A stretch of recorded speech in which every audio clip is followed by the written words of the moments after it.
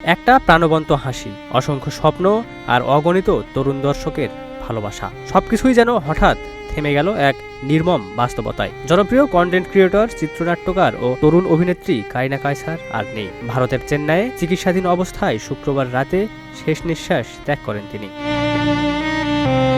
পারিবারিক সূত্র জানায়, প্রথমে সাধারণ জ্বরে আক্রান্ত হলেও পরে তার শরীরে মারাত্মক সংক্রমণ ধরা পড়ে। একই সঙ্গে হেপাটাইটিস এ ও ই এর জটিলতায় তার লিভার মারাত্মকভাবে ক্ষতিগ্রস্ত হয়। পরিস্থিতির অবনতি হলে ঢাকার একটি বেসরকারি হাসপাতালে লাইফ সাপোর্টে রাখা হয় কারিনাকে। এরপর উন্নত চিকিৎসার জন্য এয়ার অ্যাম্বুলেন্সে করে তাকে নেওয়া হয় ভারতের চেন্নাই। চিকিৎসকেরা তার ফুসফুসের সংক্রমণ নিয়ন্ত্রণে আনার চেষ্টা করছিলেন, এমনকি লিভার ট্রান্সপ্ল্যান্টেরও প্রস্তুতি চলছিল।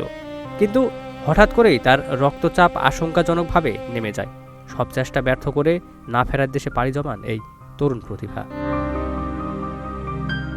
কারিনা কায়সার শুধু একজন কন্টেন্ট ক্রিয়েটর ছিলেন না, তিনি ছিলেন নতুন প্রজন্মের এক পরিচিত মুখ, যিনি নিজের প্রাণবন্ত উপস্থাপনা আর জীবন ঘনিষ্ঠ গল্প দিয়ে খুব অল্প সময়েই জায়গা করে নিয়েছিলেন লাখো মানুষের হৃদয়ে।